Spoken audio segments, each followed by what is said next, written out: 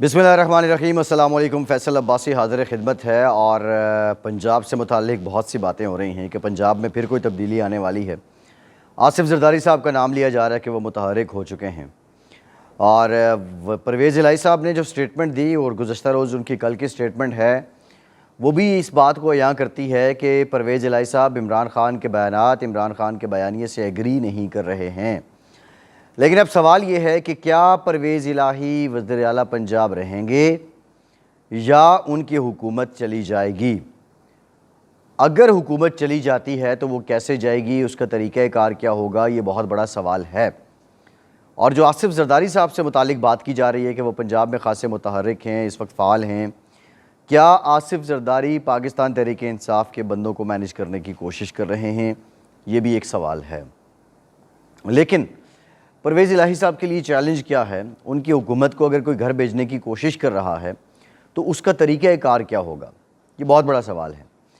और अभी तो लोगों के जहन में जो सरेदस्त बात आती है वो यही है कि ज़रदारी साहब या हुकूमती इत्तेहाद के कुछ लोग पंजाब में कुछ लोगों को मैनेज करेंगे। और इस वक्त पाकिस्तान तहरीक इंसाफ के अंदर भी इमरान ख़ान के बयानिए को लेकर, फ़ौज मुखालिफ बयान को लेकर बहुत से लोग जो हैं, बहुत से MPAs और बहुत से MNAs ये समझ रहे हैं कि शायद हम इस एक्सट्रीम और इंतहाई बयानिए का बोझ ना उठा सकें और उनकी जो हल्का जाती पॉलिटिक्स है वो कहीं ना कहीं जाके सफ़र करेगी। इसलिए वो लोग शायद इमरान ख़ान के साथ अब खुलकर सामने नहीं आना चाह रहे। वो PTI में तो रहना चाहते हैं लेकिन वो शदोमत के साथ अब आगे नहीं आना चाह रहे हैं। एक बात तो ये है।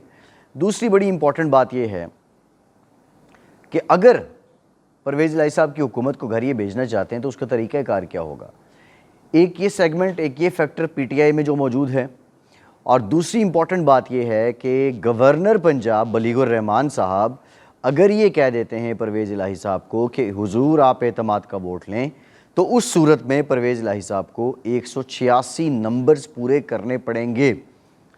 और 186 नंबर पूरे करने के लिए अगर PTI के 2-3 लोग भी स्किप हो जाते हैं, वो किसी भी वजह से, कोई वजह अलालत भी बाहर जा सकता है, कोई और किसी वजह से भी जा सकता है, कोई नहीं भी आ सकता, और परवेज़ इलाही अगर 186 नंबर पूरे नहीं कर पाते तो फिर वज़ारत आला उनके हाथ से छिन जाएगी, वो वज़ीर आला नहीं रहेंगे। एक और भी सिलसिला है कि अगर यही बात सदर आरिफ अलवी शहबाज शरीफ साहब को कह दें कि आप एतमाद का वोट लीजिए, तो शहबाज शरीफ साहब को 172 नंबर प्रूव करना होंगे। अभी तक जो शहबाज शरीफ साहब वज़ीर आला बने वो 174 नंबर से बने, जिनमें जो पिछली हुकूमत के इत्तेहादी और मौजूदा हुकूमत की इत्तेहादी जमातें हैं, पीपल्स पार्टी और नून लीग के मेंबरान हैं। अभी तक शहबाज शरीफ को PTI के मेंबरान ने ऐवान में सपोर्ट नहीं किया है। और इंटरेस्टिंग बात यह है कि जो पार्लिमानी लीडर है उसकी बात को मानना उन लोगों के लिए लाजमी होगा जो ऐवान में बैठे हुए हैं।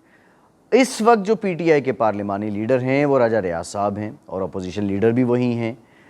इसलिए जो पार्टी हेड हैं शायद उनकी अब डायरेक्शन जब आए एक नया तनाज़ा भी बन सकता है। लेकिन अपेरेंटली अगर शहबाज शरीफ साहब को कहा जाता है कि आप एतमाद का वोट लें, तो वो रुकावट या वो हर्डल जो पहले थे उनके वज़ीर-ए-आज़म बनने में, वज़ीर-ए-आज़म बनने की वोटिंग के, शायद अब उनको ये मुयस्सर ना हो और वो बआसानी लगता है कि एतमाद का वोट ले लेंगे।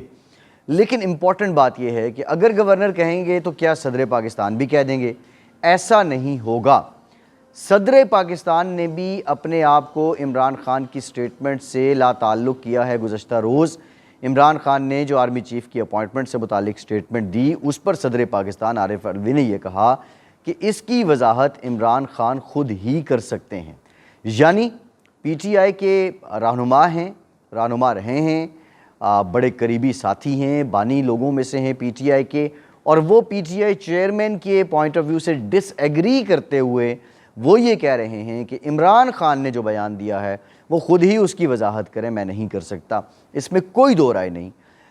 हेड ऑफ़ स्टेट होने के नाते आइनी कानूनी मजबूरियाँ भी हैं आरिफ अलवी साहब की।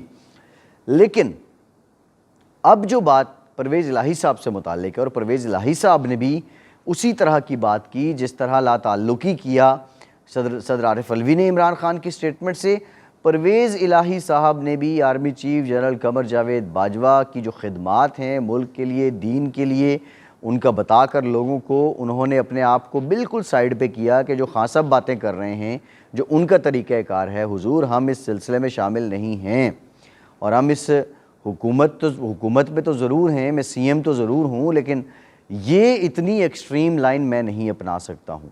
پنجاب میں بہرحال جو فارمولہ ہے وہ یہ نہیں ہے کہ آصف زرداری بندے توڑیں گے یا کچھ کریں گے، فارمولہ بیسکلی یہ ہے کہ گورنر پنجاب بلیغ الرحمان صاحب پرویز الہی صاحب کو اعتماد کا ووٹ لینے کا کہیں گے اور 186 لوگ پورے کریں گے پرویز الہی صاحب۔ یہ برڈن آف جو ٹو پروو ہے وہ پرویز الہی صاحب پہ ہے، برڈن ٹو شو میجورٹی ہے وہ پرویز الہی صاحب پہ ہے، اور ان حالات میں کافی مشکل ہوگی۔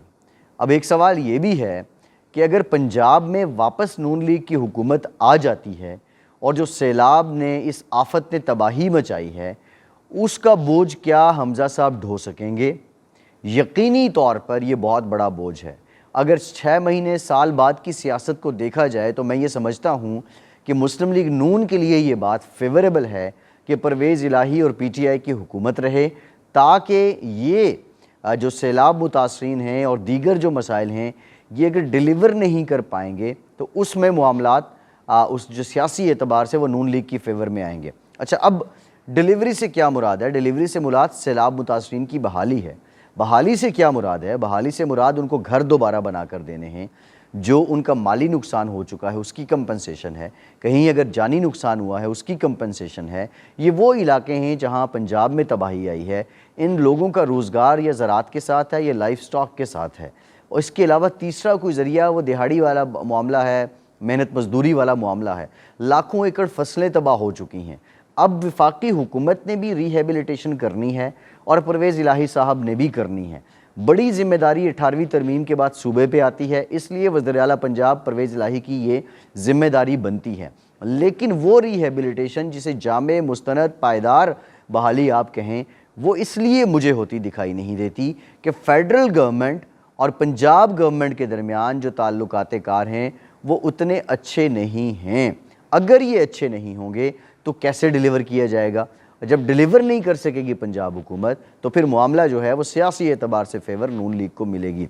لیکن یہ سارے ڈاٹس ہیں جو میں نے کنیکٹ کیے ہیں۔ ایک بڑی بات یہ بھی ہے کہ مریم نواز صاحبہ نے پاسپورٹ کے لیے رجوع کر لیا ہے۔ مریم نواز صاحبہ ملک سے باہر جانا چاہتی ہیں۔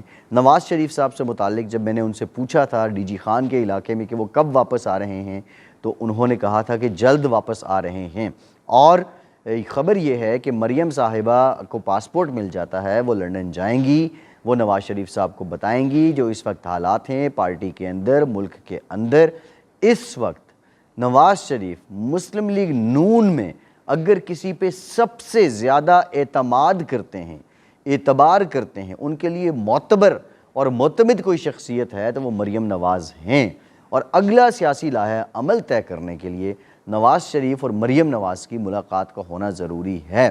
اب معاملہ خیر یہ تو عدالت میں ہے کہ عدالت کیا اب ان کو پاسپورٹ دیتی ہے یا نہیں دیتی، لیکن پنجاب کے اندر سیاسی کھچڑی ایک بار پھر سے پکنے والی ہے۔ یہ سارے عوامل ہیں، محرکات ہیں جو میں نے آپ کے سامنے رکھے ہیں، لیکن میرا سوال یہ ہے، یہ کھچڑیاں اگر پکتی رہیں گی، ایک تخت پہ آتا رہے گا، دوسرا تخت سے جاتا رہے گا، عوام جو آفت میں ڈوبے ہیں، عوام جو مہنگائی کی چکی میں پس رہے ہیں، عوام جن کے ہاں گھنٹوں گھنٹوں لوڈ شیڈنگ ہے، عوام جہاں لا اینڈ آرڈر کے مسائل ہیں، لوگ جو اپنے بچے بیچنے کو تیار ہیں، خودکشیاں کرنے کو تیار ہیں، ان کا حل کیا ہوگا؟ ان کی ہانڈی کیسے پکے گی؟ یہ کھچڑی تو پکتی رہتی ہے۔ فیصل عباسی کو اجازت دیجیے۔